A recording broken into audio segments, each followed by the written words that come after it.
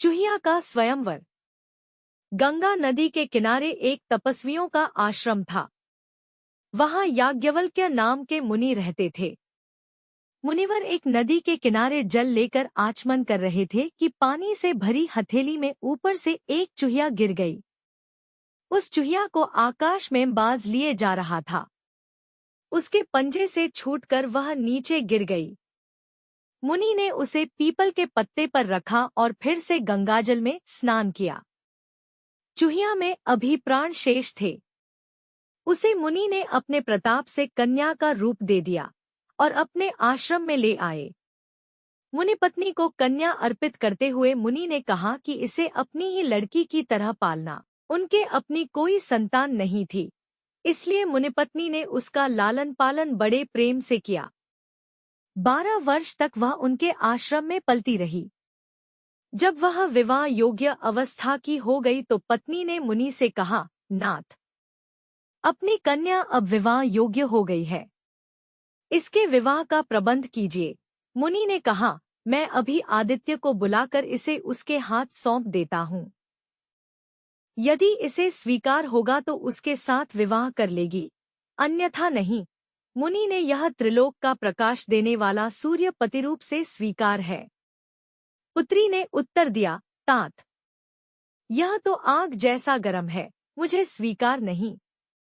इससे अच्छा कोई वर बुलाइए। मुनि ने सूर्य से पूछा कि वह अपने से अच्छा कोई वर बतलाए।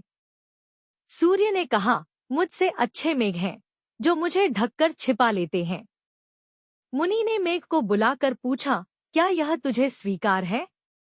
कन्या ने कहा, यह तो बहुत काला है, इससे भी अच्छे किसी वर को बुलाओ। मुनि ने मेघ से भी पूछा कि उससे अच्छा कौन है।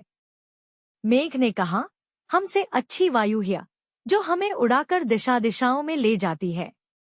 मुनि ने वायु को बुलाया और कन्या से स्वीकृति पूछी। कन्या ने कहा, तात, यह तो बड़ी चंचल है, इससे भी किसी अच्छे वर को बुलाओ। मुनि ने वायु से भी पूछा कि उससे अच्छा कौन है। वायु ने कहा, मुझसे अच्छा पर्वत है, जो बड़ी से बड़ी आंधी में भी स्थिर रहता है। मुनि ने पर्वत को बुलाया तो कन्या ने कहा, तात, यह तो बड़ा कठोर और गंभीर है, इससे अधिक अच्छा कोई वर बुलाओ। मुनि ने पर्वत से कहा कि वह अपने से अच्छा कोई वर सुझाए। तब पर्वत ने कहा, मुझसे अच्छा चूहा है, जो मुझे तोड़कर अपना बिल बना लेता है। मुनि ने तब चूहे को बुलाया और कन्या से कहा, पुत्री, यह मूषकराज तुझे स्वीकार हो तो इससे विवाह कर ले। मुनि कन्या ने मूषकराज को बड़े ध्यान से देखा। उसके साथ उसे विलक्षण अपनापन अनुभव हो रहा था। प्रथम दृष्टि में ही वह उस पर मुग्ध हो गई और बोली, मुझे मूषिका बनाकर मूषकराज के हाथ सौंप दीजिए। मुनि ने अपने तपोबल से उसे फिर चूहिया बना दिया और चूहे के साथ उसका विवाह कर दिया।